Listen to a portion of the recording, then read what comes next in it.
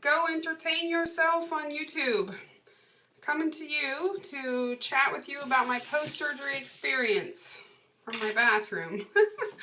Weird. I decided to put on makeup and try to feel like a human today and make a video update. So here we go. Background. I had my lap band removed last Wednesday and they took it out. I spoke to the surgeon beforehand and he said that there was a possibility there might be some buildup of scar tissue that would require them to take the band out and then come back later and do my gastric sleeve or sleeve gastrectomy. He said it was unlikely but possible, so I was worried about that going in. Turns out after the fact that my band was in good shape, no problems with the quality of it. It had not diminished. It was just that I was sensitive to it. And so they took it out and did the sleeve gastrectomy, which is where they basically dissect your stomach into a banana shape and leave you with a smaller pouch. And it's a very long suture line. They staple it. So during the recovery process for this surgery, you are 2 weeks on clear liquids, and then you get to go to full liquids, which means protein shakes and you know, kind of lumpy things like pudding and soup, cream soup, that kind of thing. So I had my surgery a week ago, and let me just give you the numbers in terms of where I was. During my lap band process, I went from 265 down to 190. That was a 65-pound loss, or 75-pound loss, and then I bumped back up to 217 before getting the revision. I started my pre-op diet 10 days before surgery, and I dropped down to 210, so I lost 7 pounds during that week. During the surgery and during recovery in the hospital, I spent 2 nights in the hospital. They put you on so many fluids that I pumped up to 221 by the time I left, and that was very shocking. I came home and held my head as I stood on the scale. So I gained 11 pounds between the end of the pre-op and coming home 2 days later. So since then, 1 week ago, I have now lost 14 of those pounds. So today I'm 207, or my grand total weight loss so far is 3 pounds, because I'm going to start from 210. That's my number. I'm going to keep that in mind. I would characterize my time in the hospital as being totally nauseous. Apparently everybody's different. My big problem was that I was nauseated and fearful of throwing up every minute I was there. Right out of recovery, as soon as I came out of anesthesia, I threw up blood, and that was like a crime scene. I'll never forget it. And they put me on a lot of drugs for nausea, Zofran, Phenergan, all kinds of things, which is nice. They can put that right in your IV. So needless to say, going home, I was worried about that and what was I going to be taking. They sent me home with 3 Zofran pills, which you take every 8 hours, and they helped, but then they wore off. Thankfully, the nausea has subsided. They also sent me home with a narcotic, which is Tylenol, 500 milligrams of Tylenol and so many milligrams of hydrocodone. It's called Lortab. They said you can drive when you're off that. So I took that for the first night after I came home and part of the next day. But then I had a strategy. I thought I would stop taking Tylenol during the day because I felt like I was napping too much. Everything makes me sleepy. So I ended up on the 3rd day home, Friday, trying to go without any Tylenol at all day long and then take it at night, just plain Tylenol. And that was fine, but what backfired on me was that I was still having rough time sleeping. And the reason is, due to nausea and due to drainage in my drain tube, they recommend that you sit propped up at a 45-degree angle. So, my dog is barking. So, I did that, and I'm still doing that a week later. So that's my chief complaint since coming home. My number 1 complaint in the hospital was the nausea. The number 1 complaint since being home is that my sleeping is horrible. I'm up every night, 3 times a night, roaming the house, just trying to get back to sleep in some comfortable position. I can't sleep on my back very easily. I've never been able to. I'm a side sleeper, and I'm having trouble. So, Also, I find that if I try to sleep flat on my back instead of propping up to spare my tailbone, I end up with reflux. And they said that was normal, and they gave me a prescription for Prilosec to take that at home. And I've had to take that 3 of the 6 days I've been home. Getting my walking in.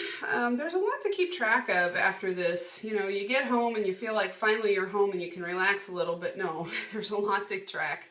I made a list, and the way I'm keeping that list is on my phone. I just update it every time I need to do anything. And these are in no particular order, but keeping track of the grams of protein I'm getting in. They recommend 50. Right now I'm hitting 60 every day.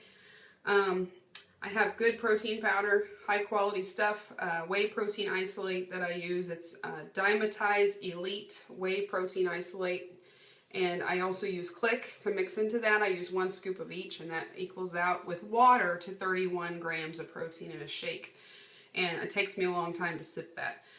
The other thing is getting in your ounces per day. They want you to, you know, basically get in a lot of drinking just to flush all that extra fluid out of your system and stay hydrated. So I'm having no trouble with that.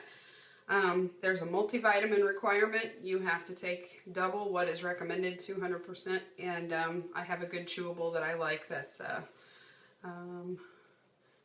not very tasty, but I need to work on that. That's one thing I never really did when I was a band patient, was look into what tastes better for vitamins. I'm really averse to paying high prices for things, and I'm cheap.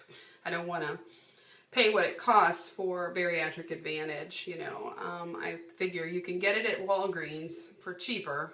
You should, but man, they should come up with some stuff that tastes better, you know. So protein, drinking, vitamins. I now have to take calcium. I'm trying a number of different kinds of that. Both a mix-in kind that I had left over from the last go-around, and it's Bariatric Advantage, and it tastes a little off in drinks, but it mixes well. So I'm trying to exhaust that supply, and I just bought some pills today. They want you taking calcium citrate, not another kind of calcium, because citrate is the most easily absorbed for a band or any bariatric surgery patient. The next thing is the walking. They really want you walking, so I've been 4 or 5 times a day doing a 15-minute walk, either on my treadmill or around the block. Hello, neighbors. They've seen me zooming around the block. The Prilosec, as I mentioned before, is like a every other day routine.